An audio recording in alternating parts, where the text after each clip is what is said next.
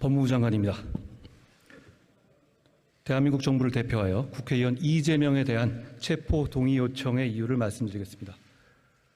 범죄 사실의 요지를 말씀드리겠습니다. 백현동 개발사업 관련 특경법 배임 혐의는 정진상과 공모하여 2014년부터 17년 사이에 국토계획법에 따른 도시기본계획상 R&D 부지로 정해져서 아파트 건설이 불가능하고 민간이 아닌 공영개발 대상이었던 백현동 부지의 개발 사업에 대해서 자신의 선거를 도와줬던 브로커 김인섭의 청탁을 받고 아파트를 건설할 수 있도록 용도지역을 자연녹지지역에서 준주거지역으로 4단계 수직 상향해주고 성남도시개발공사를 완전히 배제하여 김인섭 측 민간업자 정바울이 단독으로 사업을 진행하게 해주고 용도지역 변경의 조건이었던 임대주택 공급의 비율 100%마저 10%로 대폭 축소해주고 기부 체납의 대상이었던 357억 원 상당 건물을 가치가 떨어지는 토지로 바꿔주고 산지관리법을 위반해서 50m 높이 산지를 수직절개하고 옹벽을 설치해서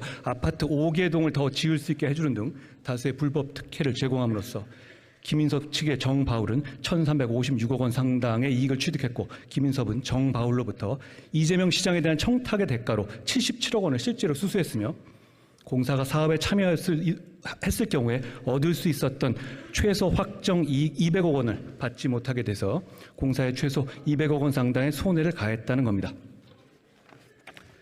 검사 사칭 공직선거법 위반 사건 관련 위증교사 혐의는 자신의 검사 사칭 관련 공직선거법 위반 사건의 재판이 진행 중이던 2018년 김병량 전 성남시장의 수행비서였던 김진성이 당시 내용을 알지 못한다고 분명히 말했음에도 불구하고 직접 여러 차례 전화로 김진성에게 자신이 원하는 대로 허위 증언해달라고 요구하여 김진성으로 하여금 2019년 2월 성남지원법정에서 사실과 달리 검사 사칭 수사 당시 전 성남시장 김병량과 KBS 간에 최초로 PD에 대한 고소는 취소하고 이재명 의원만 주범으로 몰기로 하는 협의가 있었다는 취지로 허위 증언을 하도록 위증을 교사했다는 겁니다.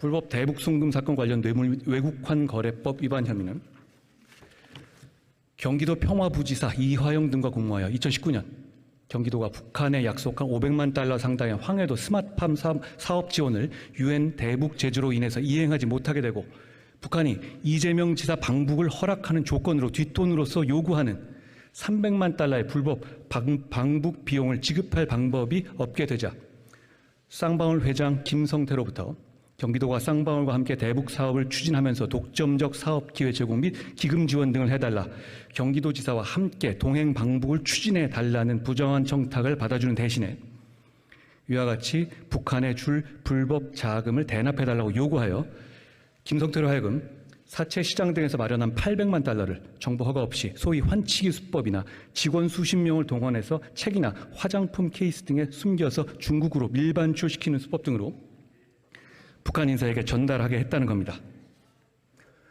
이제 각각의 혐의에 대해 설명드리겠습니다. 먼저 성남시에서 일어난 전형적 지역 토착 비리 혐의인 백현동 개발 범죄 혐의입니다. 이 시장 측과 김인섭의 유착 관계에 대해서 먼저 말씀드리겠습니다. 이재명 의원과 정진상의 분신과 같은 관계에 대해서는 모두 잘 아시리라 생각합니다. 김인섭은 성남을 중심으로 선거에 개입해온 선거 브로커로서 2006년에 정계에 입문한 이 의원의 성남시장 선거에서 선대본부장을 맡아서 이재명 캠프를 총괄했고 2010년 및 2014년 성남시장 선거에서 사비로 여론조사를 실시, 선거사무소 마련, 선거 전략 수립, 후원금 마련 등 이재명의 당선을 도운 핵심 인물이었습니다. 이 의원과 정진상은 연배가 높은 김인섭을 형님으로 호칭해왔고 성남시장 재선 이후에는 이 사건 개발사업 관련 청탁이 들어오자 보답을 해야 하는 공생관계였습니다. 또한 그런 이재명 시장과의 특수관계 때문에 김인섭은 이재명 성남시의 외부 실세로서 공무원들의 인사와 각종 인허가에 개입하는 성남시의 로비스트, 인허가 해결사, 허가방 등으로 알려진 인물이었습니다.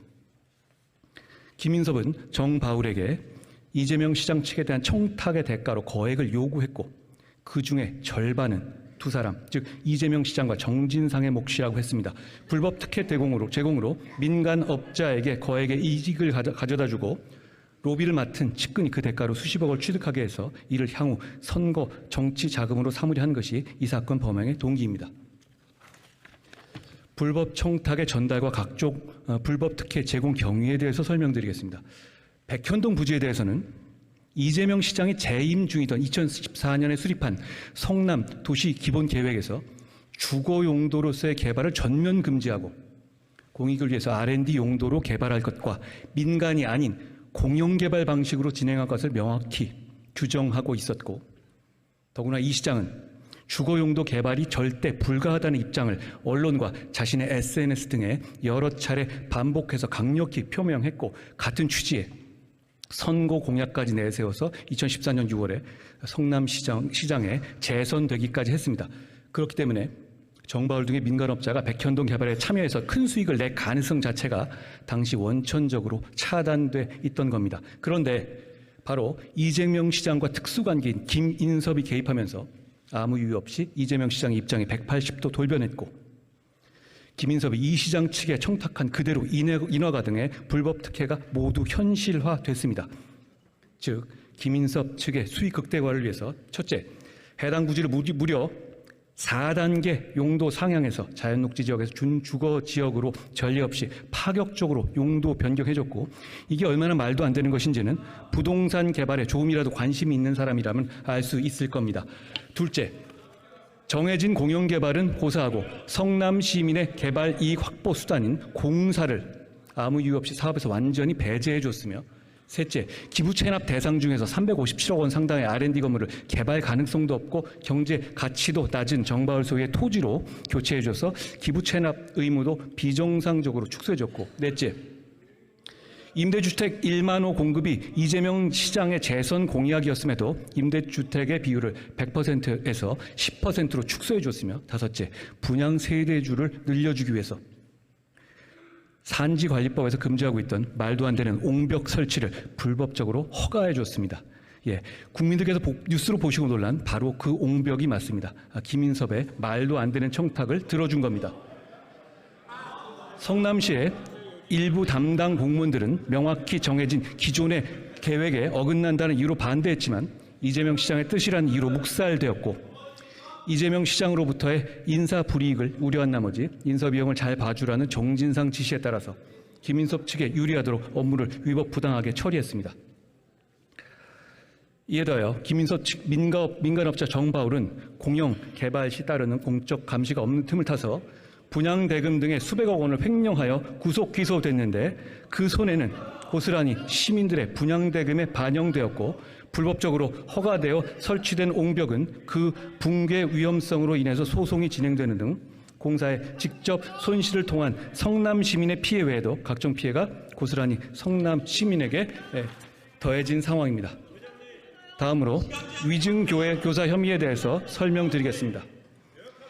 이재명 의원은 2018년 경기도지사 후보 TV 토론에서 과거 유죄 판결을 받은 소위 검사 사칭 사건에 대해서 얘기하면서 가담 사실을 부인하면서 누명을 썼다고 허위 발언했는데, 이로 인해서 공직선거법 위반죄로 기소되어 재판받게 되었고, 유죄 판결 시 도지사 직역이 상실되고 향후 대통령 선거에 출마가 불가능해지는 상황이었습니다. 2002년 검사 사칭 사건 당시에 피해자였던 김병량 성남시장이 이미 사망한 상황에서 반론을 제기할 당사자가 없다고 생각한 이재명 지사는 허위 증언을 통해서 재판을 방해하기로 계획하고, 앞서 설명드린 백현동 개발 비리 사건과도 관련되어 있는데, 이 지사는 마침 2002년 당시에 김병량 성남시장의 수행비서로 근무했던 김인섭이 김인섭을 도와서 백현동 개발 사업의 인허가 알선에 관여하고 있어서 자신이 영향력을 행사할 수 있다는 사실을 알고 정진상과 김인섭을 통해서 김진성에게 접근하여 허위 증언을 요구했습니다. 이 지사로부터 수차례 전화통화를 통해서 집요하게 위증 요구를 받은 김진성은 이 지사가 요구하는 내용에 대해서 모른다고 답했지만, 이 지사의 거듭된 요구에 위증하기로 수락하고, 위증에 대한 부담으로 당초 처음 재판길에 불출석까지 했다가 현직 도지사의 요구를 거절하기 어렵고, 거절할 경우에 김인섭으로부터 백현동 사업 알선 대가로 대가도 받지 못할 것을 우려한 나머지 이 지사가 요구하는 대로 재판에서 위증했습니다.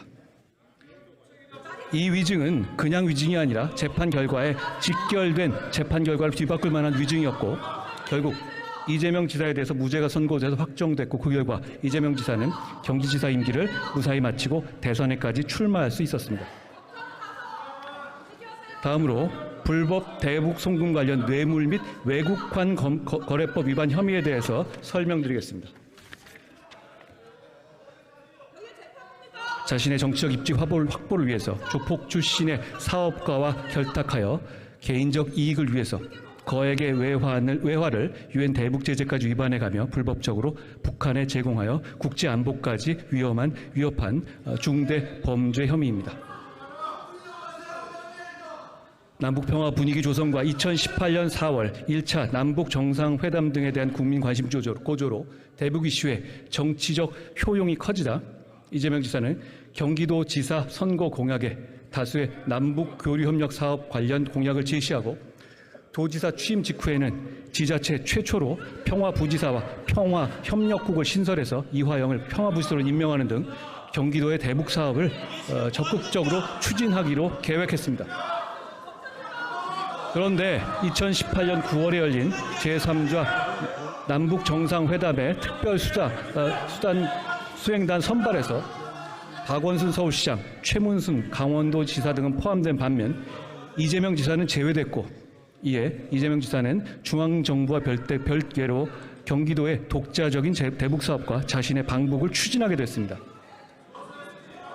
이를 위해서 경기도 평화부지사 이화영을 자신을 대리하고 의원 여러분, 국민들이 관심을 가지고 지켜보고 있습니다. 좀 의석에서 조용히 경청해 주시고 한동훈 법무부 장관께서는 좀 요약해서 설명해 주시기 바랍니다.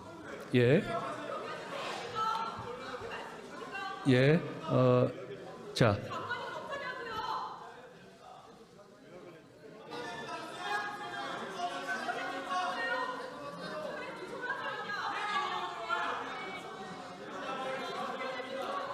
대북 제재로 인해서 경기도에서 그런 북한 지원을 하는 것이 불가능하다는 것을 알게 되자 경기도의 대북 사업과 자신의 방북이 수포로 돌아갈 것을 우려해서 북한에 돈을 줄 방법을 찾게 됐고 결국 쌍방울 회장 김성태에게 그 돈을 대신 내게 한 겁니다.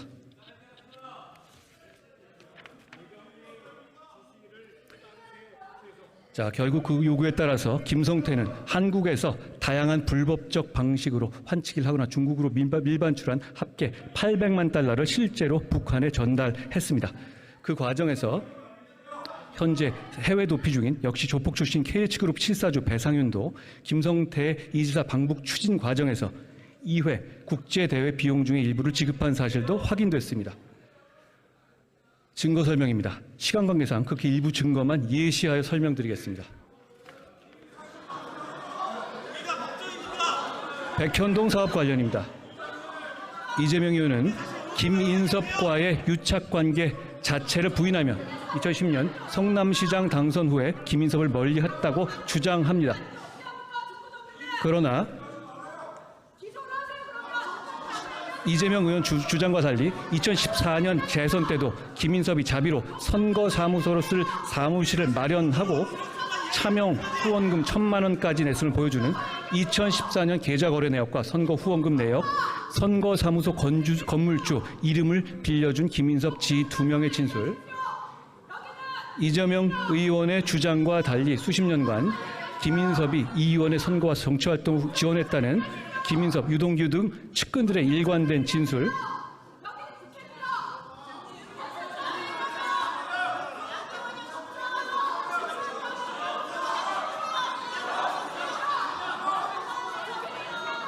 네, 의원 여러분 다시 한번 말씀드리겠습니다.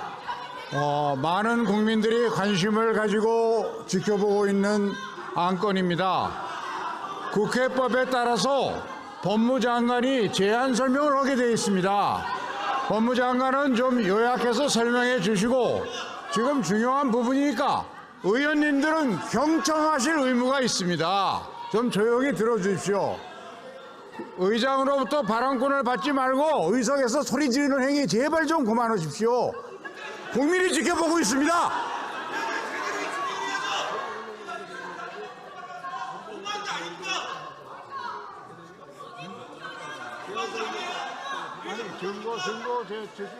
증거는 제시해야지.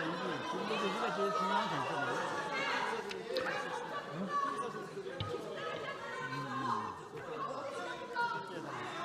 자, 법무장관 이제 짧게 요약해서 맞춰주시기 바랍니다.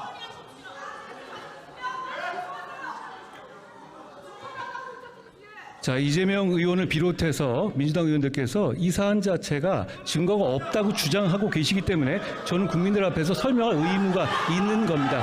그 부분에 대해서 설명하는 것을 듣기 싫으시다면 그것은 내용을 알지 못하고 그냥 판단하겠다는 얘기밖에 되지 않겠습니까? 저는 국무위원으로서 여기서 그 내용을 설명할 임무가 있습니다. 그 임무를 다하겠습니다.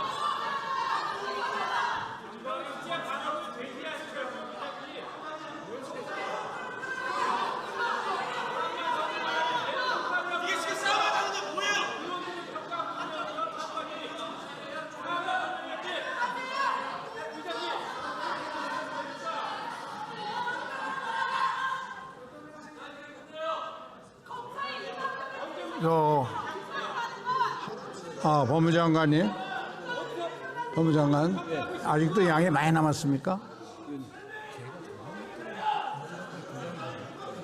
그래서 나머지는 이렇게 서면으로 제출하거나 그러면 안 될까요? 좀 짧게 줄여서요. 그래요.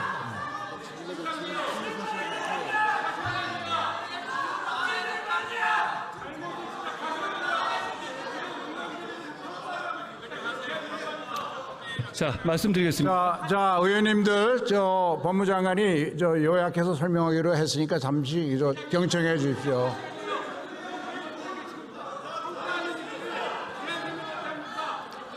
자, 지금 이것은 어떤 인물에 대한 문제가 아니라 범죄 혐의에 대한 내용입니다. 그 범죄 혐의에 대한 내용을 어떤 내용의 수사가 됐는지를 모르면서 어떻게 판단하시려고 합니까? 당연히 저는 이걸 설명할 의무가 있고요.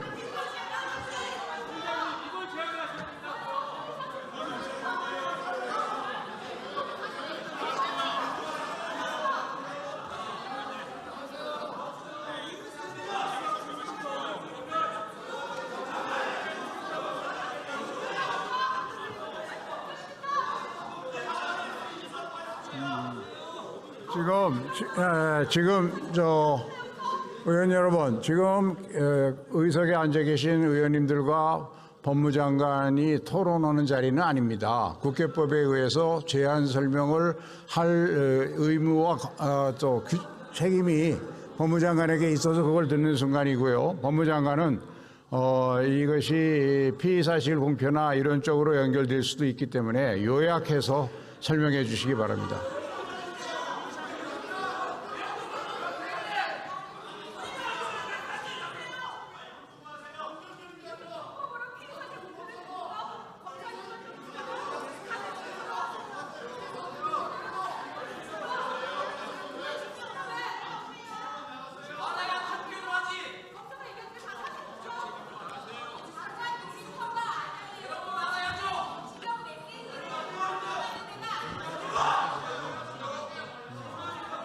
저는 국무위원으로서 이재명 의원의 범죄 혐의를 국민들 앞에서 설명할 의무가 있습니다. 그걸 방해하시는 이유를 제가 이해하지 못하겠고요. 저 설명하겠습니다.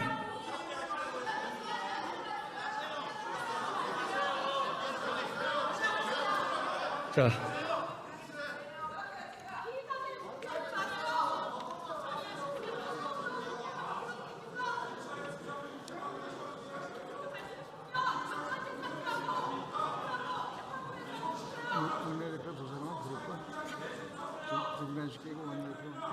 계속합니다.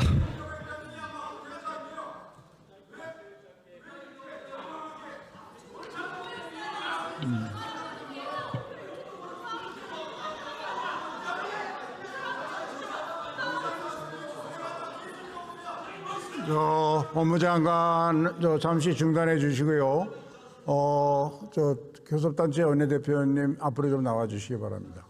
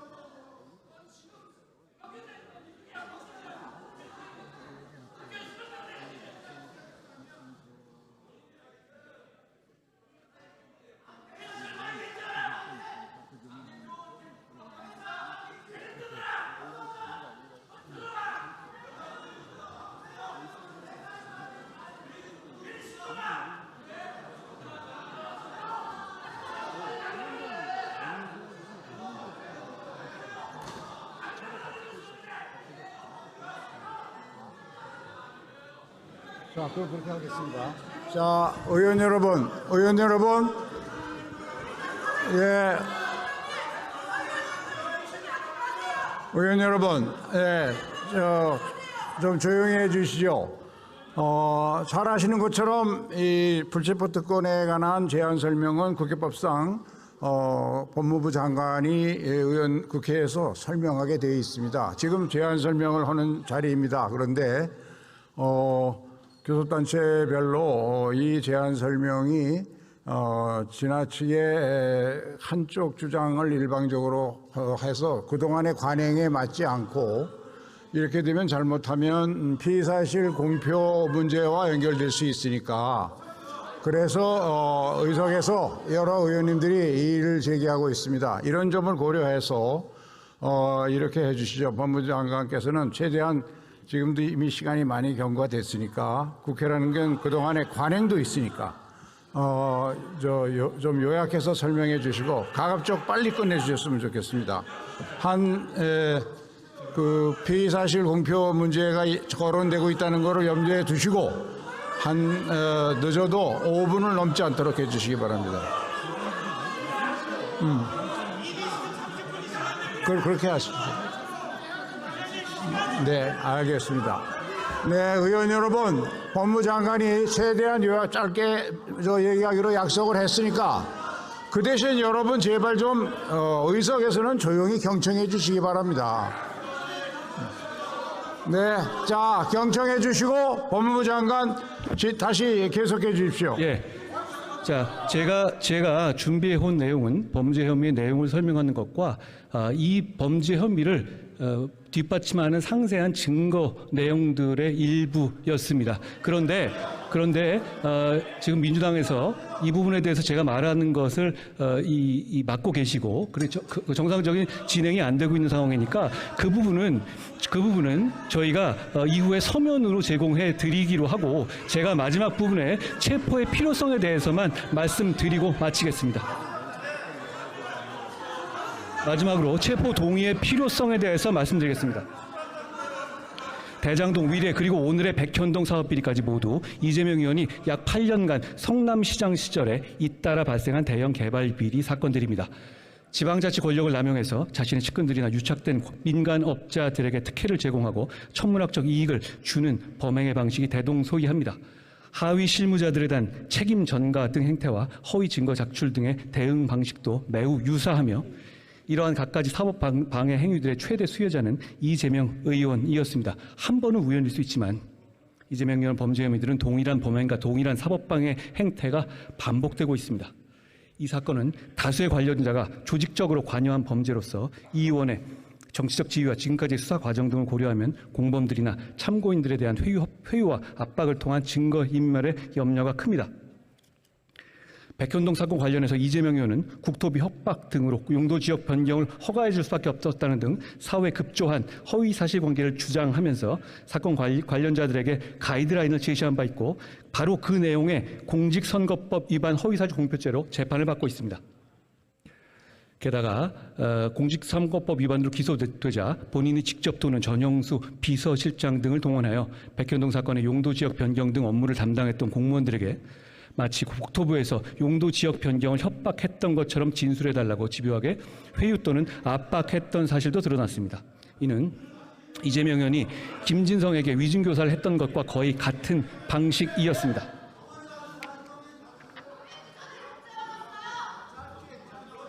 이 사안들의 입증 정도에 있어 특이한 점은 이재명 의원을 제외한 공범 또는 관련자들에 대한 법원의 본재판 또는 구속영장 재판에서 이미 사실관계의 대부분이 법원의 판단으로 확인된 사안들이라는 점입니다.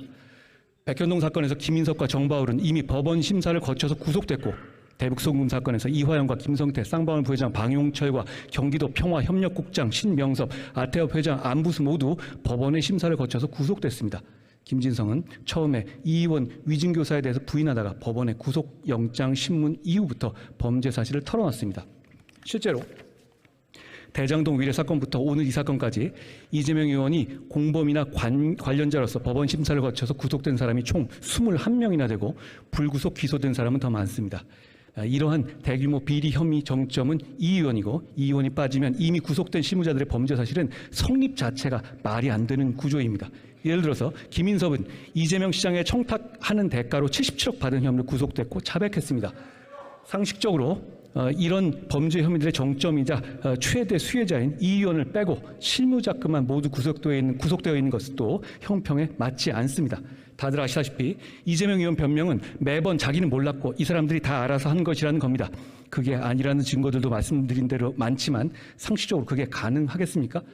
예를 들어서 평화부지선은 북한 이슈를 다루기 위해서 원래 없던 자리를 이재명 지사가 만든 자리인데 그런 평화부지사가 북한과의 교섭을 자기 몰래 했다는 이재명 의원의 주장은 비상식적입니다. 현 정부의 출범 이후 지금까지 체포 동의 요청에 대한 국회 표결이 5번 있었습니다. 그중 국민의힘 하영재 의원권만 가결됐고 나머지 건들은 모두 부결됐습니다.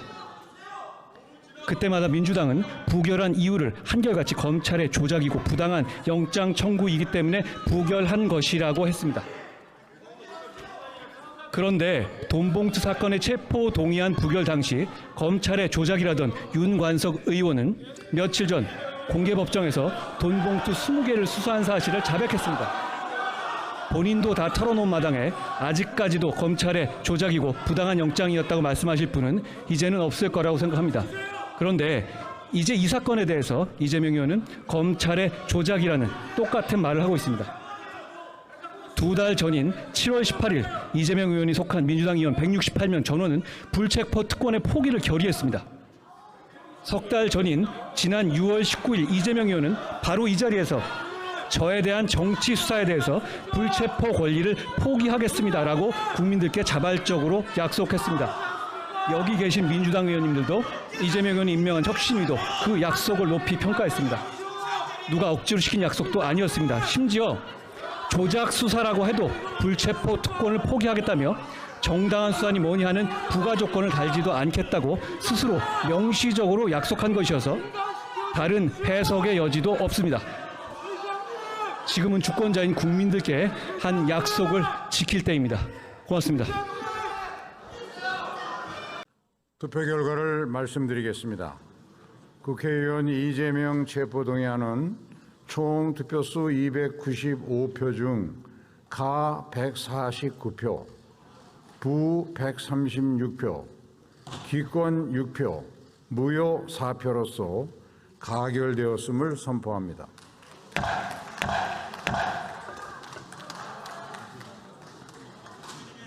다음은 의사일정 제8항 검사 안동환 탄핵소추안을 상정할 순서입니다만 국회법 제130조 제1항에 따라 법제사법 정리를 좀 해달라고 하십니다.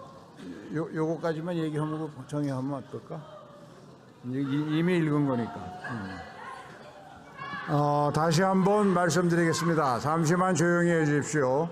다음은 의사일정 제8항 검사 안동환 탄핵소추안을 상정할 순서입니다만 국회법 제130조 제1항에 따라 법제사법위원회에 회부하여 조사 보고하도록 하자는 서면 동의가 장동혁 의원의 11인으로부터 제출되었으므로 이를 먼저 심의하도록 하겠습니다. 그러면 장동혁 의원 나오셔서 검사 안동환에 대한 탄핵소추안에 법제사법위원회로의 회부 동의의 건에 대해